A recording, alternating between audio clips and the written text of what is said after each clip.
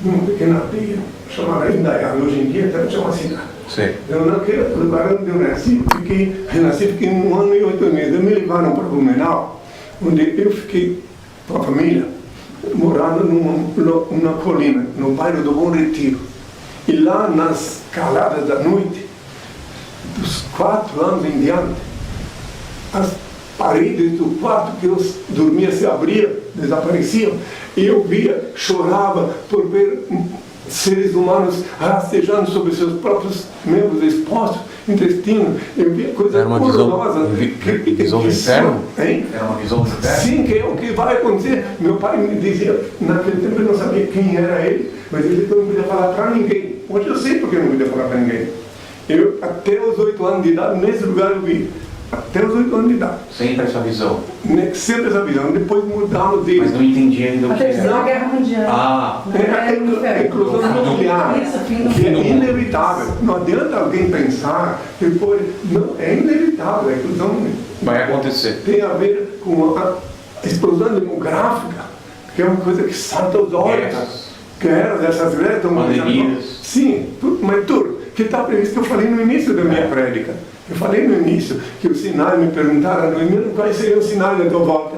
Eu disse, quando eles falaram guerras, rumores de guerras, reino contra reino, nação contra nação, tempestade, terremotos, inundações, pestilências, é apenas o princípio das dores. Eu disse, então vereis a gente está no princípio das dores. Sim, então vereis o sinal do Filho do Homem. Então ainda essa lenga-lenga que está, porque um jogo político vai durar no máximo 10 anos. É inevitável, porque infelizmente a explosão demográfica, a fome, você não tem ideia, você devia acompanhar bem a mídia, fazer análise.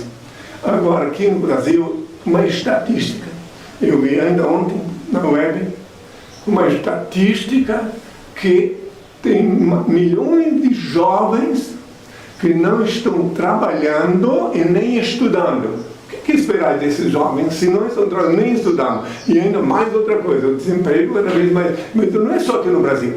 É o mundo. A tecnologia, a mudança na área tecnológica fez com que também muita gente deixava de trabalhar. Por exemplo, você chega num lugar, tem um porteiro. Tinha um porteiro, agora não tem, um porteiro eletrônico. Inteligência artificial. Aquelas máquinas fantásticas que estão usadas nas fábricas, toda essa demissão de pessoas que serviriam lá. Eu não vou enumerar, mas só sei dizer que, infelizmente, eu vejo e recomendo aos filhos de Deus que pensam, que querem ter a bênção dele, que voltem para ele. Não tem nenhuma solução. Não tem luz no final do túnel. Você tem que olhar para o teto, tem que evocar o Pai lá em cima e ele te protege do que quer que seja. Se você quiser se escapar de bala perdida, tem que invocar o Senhor em todos os dias. Não é uma vez por mês, numa festa. Não. Aí outra coisa, para todos os que se pensam religiosos, para que todos que pensam que têm uma religião, para todos que se pensam cristãos, vamos ver. O que é a principal coisa que eu deixei aqui na Terra? O principal ensinamento que eu deixei, o mais importante de todos. Meu pai. Não, mais importante de todos. Ninguém, 1% de 1% não, dos que se pensam cristãos fazem isso. Se tu, quando orares, entra no teu quarto, fechada a porta, ora o teu Pai Celeste, em seguida eu ver o que se passa e te abençoe. Eu não disse para ir nem na igreja, ao contrário, eu disse para orar no quarto com a porta fechada. Então essas igrejas que estão aí, são negócio, como comercial. Se você tem que pagar para entrar, para sair, então catando gente assim na rua para virar escravo deles. Onde Então, um ou mais estiver reunido, eu estarei lá. Justamente, não tem, mas sim, aí é que está. Não precisa de um templo. Não, eu não disse isso. Não disse que tem que ter templo. Eu disse a parte mais importante que me custou a vida. Nada foi tão grave que eu falei a dominante como eu dizer para o quarto que eu posso fechar. Depois que eu falei isso, começou o ódio a se aumentar, porque os donos do capricho da época, os rabinos, o sinédrio, começou a perceber o perigo que era deixar-me vivo. Porque eles perceberam assim, se ele continua ensinando isso, as pessoas não vêm aqui pagar uma vaca, boi, para pagar seus pecados. Porque quem não tinha boi nem vaca, tem que pagar o dinheiro. Né? Então, tem a porta do tempo, tinha uma casa de câmbio, você tinha que chegar lá e desembolsar. Bom, eu cometi, então, está aqui, eu quero uma vaca. Então, o dinheiro ia para lá. Nem todo mundo trazia vaca, porque não tinha, trazia dinheiro. Então eles viram o perigo perigo de que eu continuasse vivo. Aí o restante, quem quiser, compreenda. Eu cumpri a minha missão. Eu disse, poucas pessoas entendem que eu disse, geração de víboras, quanto tempo ainda teria que estar entre vós, porque eu percebi que não tinha nada, está todo mundo se deixando enganar, é enganado. Outra coisa que dizem agora, você falando de mim agora, estou aqui, mas Cristo tinha uma multidão com ele, Cristo, todo mundo amava ele.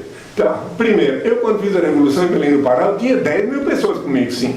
10 mil pessoas convocadas pela televisão. Mas eu quero saber o seguinte, onde é que há 2 milhões, onde é que estavam essas milhares de pessoas que dizem que estavam comigo na hora da crucificação, na hora que me despiram das minhas vestes, na hora que me açoitaram, onde estavam, o que fizeram? Sabe o que fizeram? O que disseram? Crucifique, crucifique, crucifique. Essas mesmas pessoas que me seguiam, que iam para a montanha comigo, onde fosse, pedindo para libertar Barrabás. E quem de vós pode compreender por que eles viraram tão rapidamente? Quem de vós pode compreender? Só eu posso explicar por que viraram rapidamente. Porque eles viam vestido, falando, enfim, eu tinha o amor deles, aparentemente, a crença deles. Mas quando eles me viram despido, manietado, humilhado, açoitado, eles ficaram com ódio de mim. Porque esperavam. Porque eles disseram, olha, não se enganou. Esperavam. Olha só, disse que é filho de Deus, desde quando que o filho de Deus vai ser açoitado. Outra coisa, quer saber uma coisa? Por que eu disse? Só tinha um discípulo que sabia quem sou. O restante de todos acreditavam só. Quem? O único que sabia quem sou é aquele que ficou comigo até o fim. E agora ele viveu comigo 12 anos aqui no Brasil. Reenganou. O João. O Pedro me negou 3 vezes. Adivinha por que ele me negou 3 vezes? Por quê? Adivinha por que ele me negou 3 vezes? Medo. Por uma raiva. Porque, poxa, eu deixei tudo para seguir ele. E agora imagine como ele me enganou. Já vi, se você olhar na Bíblia, que depois ele demorou muito para ir lá quando soube que eu reapareci. E eu não reapareci de carne e osso. Meu corpo foi devolvido para minha mãe terra, José de Arimateia, providenciou uma segunda sepultura anônima, para que cessasse. Teria o corpo então de Jesus? Hein? Porque não acharam o corpo naquele sepulcro. Não, sim, porque acharam os lençóis. O corpo foi... Não, estou interrompendo. Acharam os lençóis, porque meu corpo na madrugada, se você olhar melhor a Bíblia, os próprios donos do cabreto lá disseram que eu disse que ia ressuscitar em 3 dias, então botaram guardas para proteger minha sepultura. Mas está lá mesmo escrito também na Bíblia que os guardas dormiram, enquanto isso meu corpo desapareceu. O José de Arimateia levou os auxiliares dele e me providenciou a sepultura anônima, porque esse sim sabia quem sou. José de Arimateia, como é o nome do outro lá?